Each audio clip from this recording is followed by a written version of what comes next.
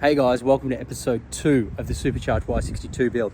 So in this episode, we go over the fuel control setup, the boost control setup, in a little bit more detail than what we've done previously in videos, plus the dyno tune and obviously the road test as well, where we can hear that it's supercharger whine. If you haven't watched episode 1, stop right now, go back, jump onto our channel, watch episode 1, then come back and watch this one. Thanks for watching. Remember, like, comment, I want your feedback. Much better than, like, as far as airboxes go. The factory airbox is designed to fit straight in with this system, so you don't need any modification at all. Perfect. But as far as aftermarket ones go, this is probably the pick of the bunch. This is where I'd go anyway. Oh yeah, but you still leave the bead. You leave the bead on it. I've rolled a bead on it. You rolled that? I rolled that. Really? So our bead roller rolled that bead? Yeah, you put a little bit of heat into the plastic and you roll the bead and off you go. Yeah, good. And that way it's still got the clamp itself has still got something to bite on.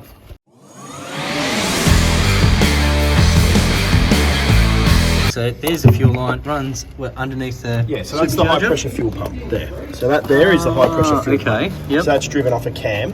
Yep. Right? Yep. That's a high pressure fuel pump. That's the fuel supply from the low pressure side. So the low pressure, which for anything that's port injected, is actually the standard pressure fuel pump. Yep. So there's about 70 or so PSI on this fuel line here. Can you see what I'm putting? I'm trying to, so that one there. Okay, right? This one here. Yep. Okay, that goes into the pump here. Yep. Which is a mechanical pump. Yep. Which then pressurizes the fuel. Yep. And feeds the direct injectors, which are in the valley at ridiculous pressure, thousands of PSI, right? Yep. On this low pressure side, right there, I've put a banjo with a dash 6 fitting on it. Yep. All right. That dash 6 fitting then also shares the fuel supply, so about 70 pound, up to our fuel rail. So that's what supplies our injectors. So the low pressure of the high pressure fuel pump. That's good. That makes so much more sense. Yeah. I hope that was a good enough explanation for people.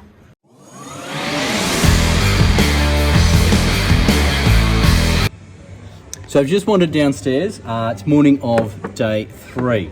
So where we left it yesterday afternoon, everything was all plumbed up. So the supercharger was on, plumbed up the fuel system, and there was just the wiring of the Uni X ECU to go and set up the boost control unit. So take it from here. All right. Since the last time you were here, I've fitted the map sensor, the boost controller. I think you saw it with the injectors on. I wanted to know just the vacuum and the way it's all set up for the boost control and the map sensor.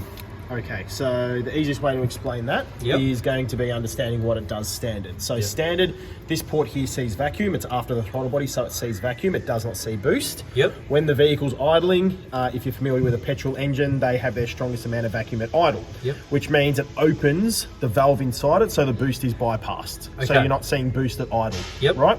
You crack the throttle, vacuum drops away, the actuator deactivates, which means it closes the bypass valve or flap inside the supercharger. Yes. Now the engine sees boost. Okay, you get off the throttle. Vacuum returns, pulls on the diaphragm, right? Which then releases the flap inside the supercharger. Bypasses the boost again. Okay. That's how it works. What we then do, that is vented to atmosphere standard. So sucks on the diaphragm, blows it back out through this bottom port. We take control using one of our MAC valves on that bottom port there. So instead of that flap just simply being open or closed, we can modulate the position of that flap to control the boost at different RPM, throttle position, etc., etc. Oh wow. Okay. And that one there is our boost reference, which we've picked up at below the supercharger itself, so down inside the manifold, where the engine does actually see boost. Right. Okay. And this here. So that there is our map sensor, which is basically something that measures vacuum and boost, which then tells the Uni chip. It basically is telling the Uni chip what boost and vacuum the engine's seeing. Wow. Okay. Awesome. And then the Uni chip sends its signal back to to the MAC valve through here. So we pick up the amount of boost, vacuum the engine's making. We control the modulation of that boost using this MAC valve through these wires here. And in turn, that also variates the position of that bypass flap that we just spoke about. I hope people probably understand. Sounds pretty confusing, but I promise you it works great.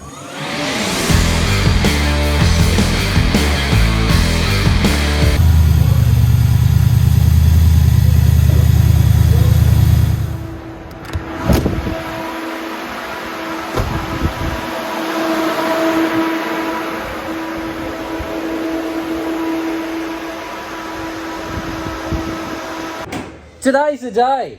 Rob has been tuning this, for the last couple of hours? Yeah. He's, we're coming up to the real pointy end of the stick. I know I've said that quite a few times throughout this video, but superchargers on, uni chips on. Rob's been, pretty much. What have you been doing, Rob? Oh, just getting all the 5 maps organised, different boost levels, different octane ratings. So just giving him a bit more flexibility. Yes, sweet. So he can have his full power and dose it down a fair bit, sort of from 300 plus kilowatts to just a bit over 200. So have the best of all worlds. Have the power when you want it at the flick of a switch. So good. Well, we're just about to film the actual final Dyno power run right now. So you've set up all the other tunes. So you've set up all the other 4 tunes. We're going to do a wide open throttle power run, and we'll check it out. It's been an adventure.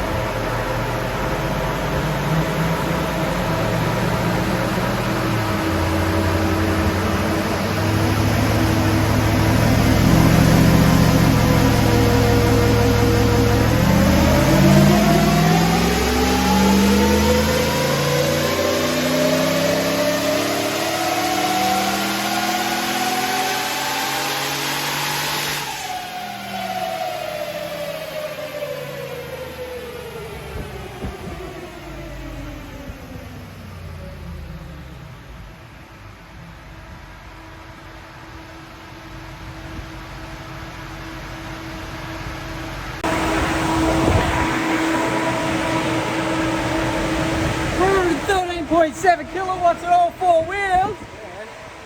It's not half bad. Pretty awesome result. I can't wait to get out in the road and road test this one. So a lot of people run these Patrols up in 2-wheel drive. We've pulled the fuse out. We're going to run it up in 2-wheel drive just to show you the difference, how much power it makes at the rear wheel. It's going to be pretty good.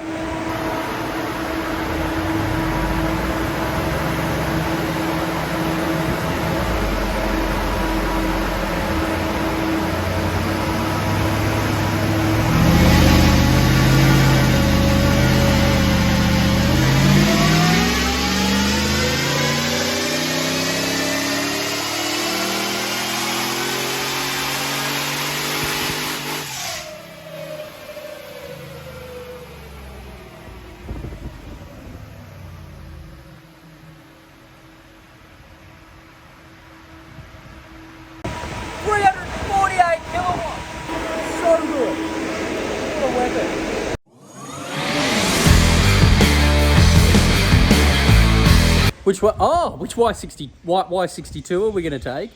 The one with the 2650 blower on it. So final road test, Richo. I can't wait for this because I heard it come off the dyno before. It was like, woo! Are you in? Hang on one sec. Pour it. 2650 blower. Yep. We got auxiliary the injectors. Yep. Boost control. And uni chip and intake. Yep, and it came to us already with a full exhaust on. Yes, it did. It had the paces on it, which is good. Yep. So this is it.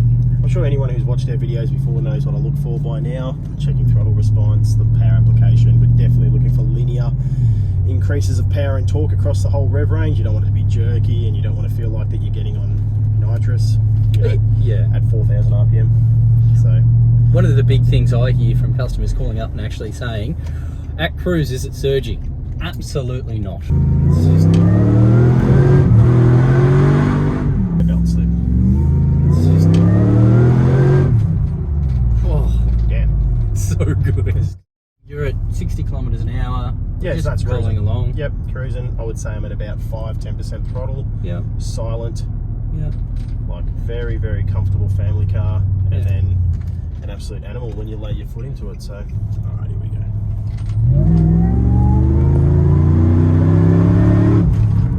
Yep, it just keeps going.